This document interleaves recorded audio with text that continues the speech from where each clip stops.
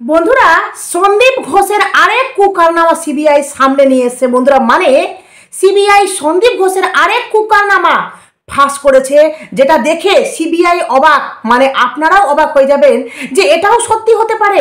চলুন আপনাদেরকে পুরো ডিটেলসে বলবো যে সন্দীপ ঘোষের আরেক কুকারনামা, তার সাথে আরেকটি অত্যন্ত গুরুত্বপূর্ণ তথ্য যে কোর্ট থেকে বিচারপতি সঞ্জীব খান্না তিলোত্তমার মা বাবাকে এক বড় নির্দেশ দিলেন। কি নির্দেশ দিলেন চলুন আপনাদেরকে পুরো ডিটেলসে বলবো। বন্ধুরা চলুন, অত্যন্ত গুরুত্বপূর্ণ তথ্য। চলুন। নমস্কার বন্ধুরা, আমি সনকা, আমার নতুন একটি প্রতিবেদনে আপনাদের সকলকে স্বাগত। বন্ধুরা, তো সন্দীপ ঘোষের কুকারনামার শেষ নেই, এবার আরেকটা কুকারনামা সামনে এসে যেটা দেখে সিবিআই হতবাক যে এটা কি, এটাও সম্ভব হতে পারে, যেটা শুনে আপনারাও চমকে যাবেন। বন্ধুরা, এবার আপনাদেরকে পুরো ডিটেলসে বলবো।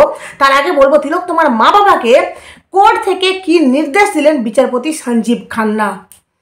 বিচারপতি কোর্টে তিলোত্তমার পরিবারের আবেদন প্রত্যাহারের নির্দেশ দিলেন বিচারপতি সঞ্জীব খান্না, প্রধান বিচারপতি সঞ্জীব খান্না। এবার পুরো ডিটেলসে বলি যে কি কি হয়েছে কোর্টে, তার বিরুদ্ধে বিচারপতি এই কথাগুলো বলেছেন। তার পর্যবেক্ষণ, নতুন আবেদনের একাধিক বিষয় বিতর্ক সাপেক্ষ। শিয়ালদহ আদালতের রায়ের আগেই নির্যাতিতা পরিবারের আইনজীবী করুণা নন্দী সুপ্রিম কোর্টে পিটিশন ফাইল করেছিলেন। Point to be noted. তার মূল বক্তব্য ছিল সিবিআই তদন্ত যেভাবে হচ্ছে তার ধরন নিয়ে তাদের প্রশ্ন রয়েছে। তদন্ত যথাযথ বা যথাযোগ্য নয়। শুধুমাত্র সঞ্জয় রায় নয়, এই ঘটনায় আরও একাধিক ব্যক্তি জড়িত। এটা কিন্তু বলা হচ্ছে, যেটা আমরাও বিশ্বাস করি যে সঞ্জয় ছাড়া আরও একাধিক ব্যক্তি কিন্তু জড়িত। তাদের বিরুদ্ধে অনেকে এই যে ঘটনাটা ঘটেছে, অনেকে ক্ষমতায় রয়েছে, তাদের বিরুদ্ধে সঠিকভাবে তদন্ত করতে হবে। সুপ্রিম কোর্ট এক্ষেত্রে হস্তক্ষেপ করুক। সুপ্রিম কোর্ট এক্ষেত্রে হস্তক্ষেপ করুক। বুধবার প্রধান বিচারপতি স্পষ্ট করে জানিয়ে দেন, যেহেতু শিয়ালদহ কোর্টের রায়ে আগেই এই পিটিশনটি ফাইল করা হয়েছে, তাই তারা এখনোই এই বিষয়টি শুনবেন না।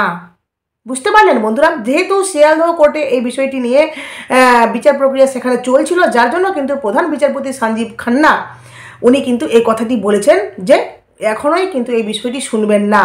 এই অ্যাপ্লিকেশন প্রত্যাহার করার জন্য আইনজীবী করুণা নন্দীকে নির্দেশ দেন। পুরো অ্যাপ্লিকেশনটাকে প্রত্যাহার করতে বলেছে। আইনজীবীকে উনি নির্দেশ দেন বিচারপতি, যদি কোনো বক্তব্য থাকে তাহলে নতুন করে পিটিশন ফাইল করতে হবে। বুঝতে পারলেন? প্রধান বিচারপতি আরও পর্যবেক্ষণ করে বলেছেন যে পিটিশনে যে বিষয়গুলো উল্লেখ করা আছে তার মধ্যে একাধিক বিষয় বিতর্ক সাপেক্ষ। অর্থাৎ তা নিয়ে পরস্পর বিরোধী মন্তব্য দুতরফেই আসতে পারে। তা নিয়ে এখন যদি শুনানি, তার যথেষ্ট প্রভাব থাকবে। কেন বিচারপতি বারণ করেছেন পুরো ডিটেলসে কিন্তু উনি বুঝিয়ে দিয়েছেন। কারণ বিষয়গুলো অত্যন্ত স্পর্শকাতর, ফলশ্রুতিও দীর্ঘমেয়াদী হতে পারে। বিষয়টি কিন্তু বহুদিন চলতে পারে, এটাও কিন্তু উনি বলেছেন যদি পিটিশন ফাইল না করে। ঠিক তখনই সলিসিটর জেনারেল তুষার মেহতা বলেন, যদি সিবিআই তদন্ত নিয়ে আপত্তি থাকে, এই আইনজীবী বলেছেন যে যদি সিবিআই তদন্ত নিয়ে আপত্তি থাকে, অর্থাৎ যে প্রশ্ন তোলা হয়েছে, তাহলে অভিযুক্ত সঞ্জয় রায়ের পরোক্ষ সুবিধা পেয়ে যাবে। সিবিআই কিন্তু মারাত্মক একটি কথা বলেছেন, তাদের আইনজীবী মারাত্মক একটি কথা বলেছেন যে যদি সিবিআই তদন্ত নিয়ে আপত্তি থাকে, অর্থাৎ যে প্রশ্ন তোলা হয়েছে, তাহলে অভিযুক্ত সঞ্জয় রায়ের পরোক্ষে সুবিধা পেয়ে যাবে। তারপরও প্রধান বিচারপতি আইনজীবী করুণা নন্দীকে পিটিশন প্রত্যাহারের নির্দেশ দেন। তিনি পুনরায় আবার নতুন পিটিশন ফাইল করবেন, তারপর সেটি মেনশন করবেন, তার ভিত্তিতেই শুনানি হবে। এটা কিন্তু বিচারপতি পরিষ্কার জানিয়ে দিয়েছেন যে নতুন করে পিটিশন ফাইল করতে হবে।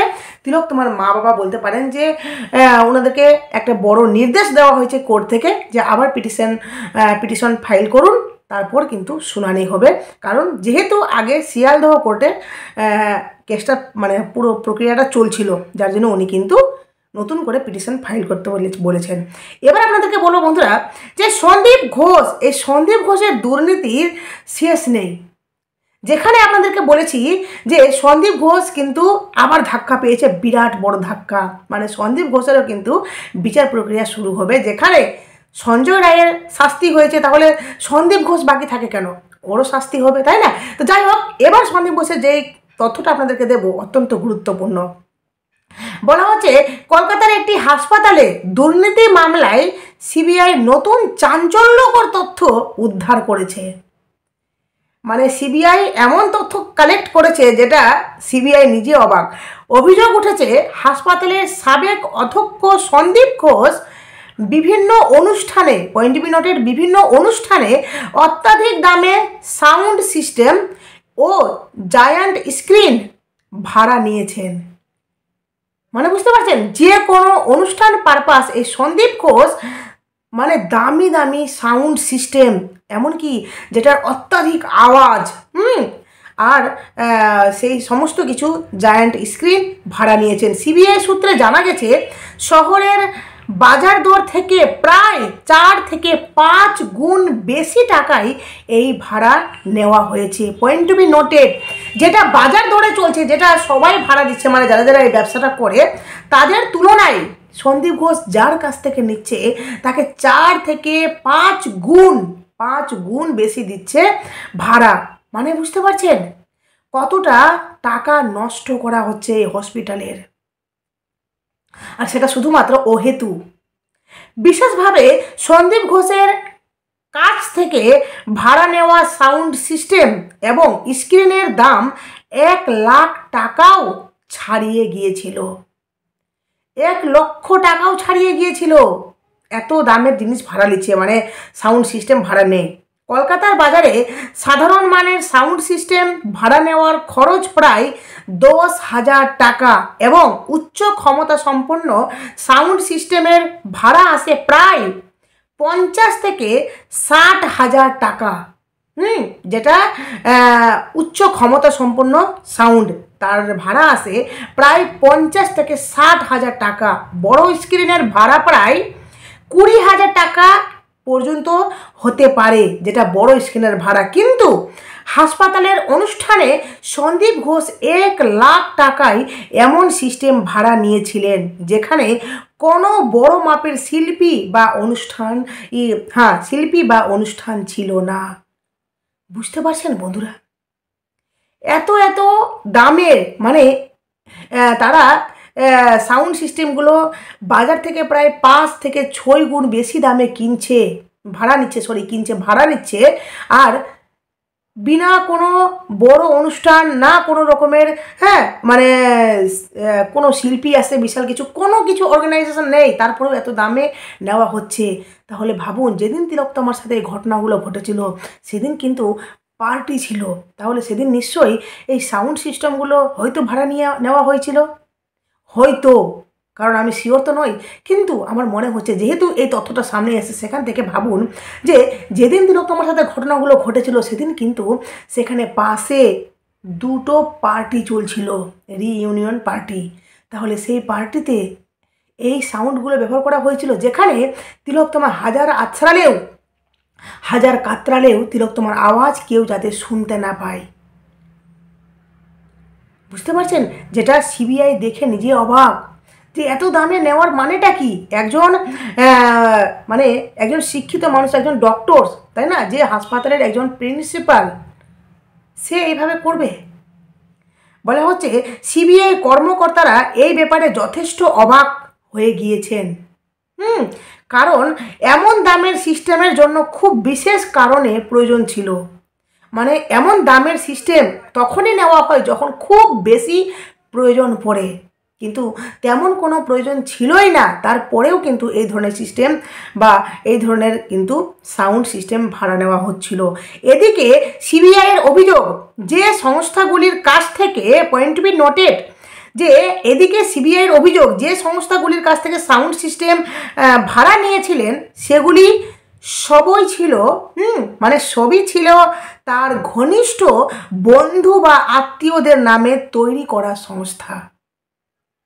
সবই সন্দীপ ঘোষের বাম হাত ডান হাত আশেপাশে, হ্যাঁ, সব মানে সবই সন্দীপ ঘনিষ্ঠ বন্ধু বা তার আত্মীয়দের নামে এই সংস্থাগুলো ছিল। তদন্তকারীদের দাবি, সন্দীপের কাছে যে সংস্থাগুলি ভাড়া প্রদান করেছিল তারা কলকাতার নামী সিস্টেম ভাড়া সংস্থাগুলির তালিকাতেও নয়, মানে ওরা কিন্তু তালিকাতেও নেই।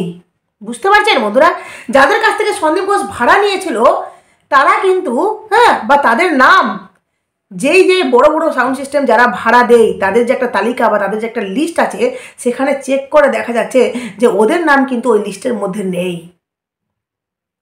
তাহলে কি সন্দীপ ঘোষ নিজে থেকে তৈরি করেছিল, মানে অন্যান্যদের নাম দিয়ে এই সাউন্ড সিস্টেম, মানে বলতে পারেন যে নিজের কাছের মানুষের নামে করা হয়েছিল যাতে সে সবসময় বেশি দামে নিতে পারে, মানে সবসময় সে যাতে যখনই দরকার তখনই সে নিতে পারে, এ ধরনের একটা ব্যাপার আছে তো, কারণ বড় মানুষের বড় বড় ব্যাপার, তাই তো। বলা হচ্ছে চার্জশিটে সিবিআই জানিয়েছে 2022 সালের 15 ডিসেম্বর এক অনুষ্ঠানে সাউন্ড সিস্টেম ও স্ক্রিন ভাড়া বাবদ সাউন্ড সিস্টেম ও স্ক্রিন ভাড়া বাবদ 96,760 টাকা খরচ দেখানো হয়েছে। শুধুমাত্র সিস্টেম ভাড়ার জন্য, মানে সাউন্ড সিস্টেম আর স্ক্রিন ভাড়া বাবদ 1 লক্ষ টাকা প্রায়, মানে 96,760 টাকা।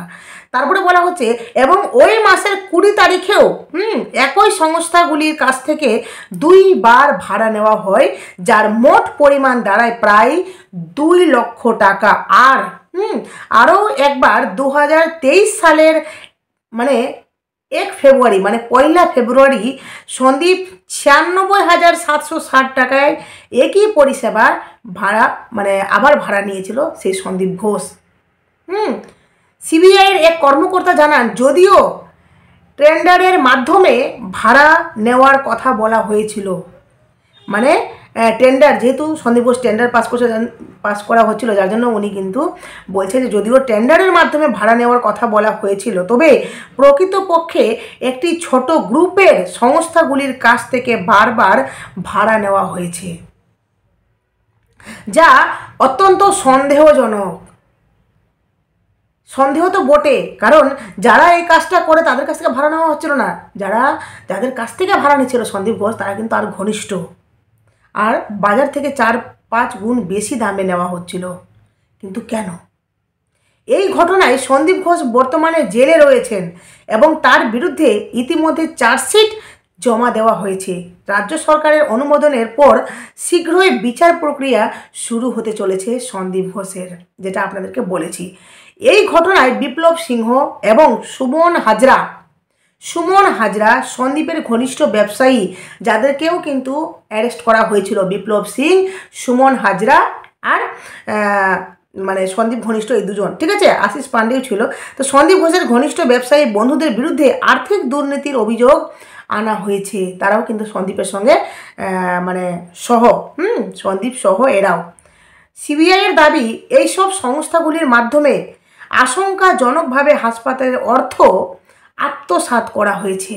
বুঝতে পারছেন কিভাবে হাসপাতালের অর্থ ব্যয় করা হয়েছে, কিভাবে আত্মসাৎ করা হয়েছে, কিভাবে অহেতু টাকা নষ্ট করা হয়েছে। এই সন্দীপ ঘোষ যে মাস্টার মাইন্ড ছিল গিয়ে আরজি করের, সমস্ত কিছুর মেন মাস্টার মাইন্ড হলো গিয়ে এই সন্দীপ ঘোষ, যেই সন্দীপ ঘোষ এখনো অবধি জেলে, জামিন হয়ে গেছে একটাতে, কিন্তু একটা কেস কিন্তু এখনও আছেই, যে এই মামলাটি নিয়ে বিচার প্রক্রিয়া শুরু হবে। দেখা যাক আগামীতে কি হচ্ছে, সমস্তটাই কিন্তু আপনাদের সামনে তুলে দেবো। কিন্তু সবচেয়ে বড় কথা হলো যে তিলোত্তমার মা বাবাকে যে কোর্ট থেকে যে রায় দেওয়া হয়েছে, বা রায় না নির্দেশ দেওয়া হয়েছে, সেটা কিন্তু বিচারপতি অনেক কিছু ভেবে কিন্তু এই কথাটি বলেছেন। আরেকটা কথা বলি বন্ধুরা, বিচারপতি এটাও বলেছেন যে সঞ্জয় রায়কে বাঁচিয়ে রাখা কিন্তু খুব দরকার, কারণ নিম্ন আদালতে যেই রায় শোনানো হয়েছে সঞ্জয়ের, যে সঞ্জয়ের আজীবন কারাদণ্ড, সঞ্জয় ফাঁসি দেওয়া হয়নি, কিন্তু এটা কিন্তু খুবই ভালো, যেহেতু সমস্ত সত্য সামনে এখনও আসেনি, অপরাধী সামনে আসেনি, তার জন্য কিন্তু সঞ্জয়কে বাঁচিয়ে রাখা খুব দরকার। যার জন্য বিচারপতি এই কথাটি বলেছেন যে সঞ্জয়কে বাঁচিয়ে রাখা খুবই দরকার। যার জন্য যদি আপনাদের সন্তুষ্ট না হয় সিবিআই তদন্ত নিয়ে, বা যদি আপনারা, মানে তিলোত্তমার মা বাবাকে বলা হয়েছে, যদি আপনারা নতুন করে আবার সব শুরু করতে চান তাহলে নতুন করে পিটিশন ফাইল করুন, আর নতুন করে আবার সবটা শুরু হবে। তো দেখা যাক আগামীতে কী হচ্ছে, অবশ্যই আপনাদের সামনে সমস্ত তথ্য তুলে দেবো। যাই হোক, প্রতিবেদনটি এখানে শেষ করলাম। অবশ্যই আপনাদের নতুন থাকলে, আপনাদের যদি ভালো লেগে থাকে বা নতুন থাকলে চ্যানেলটি সাবস্ক্রাইব করে নোটিফিকেশন অন করে আমার পাশে থাকবেন বন্ধুরা। টাটা। পরবর্তী নতুন মানে যে সমস্ত তথ্যগুলো পাবো বা যেই সমস্ত কিছু হবে, সমস্ত সত্য তথ্য আপনাদের কাছে তুলে দেব। চলো, টাটা।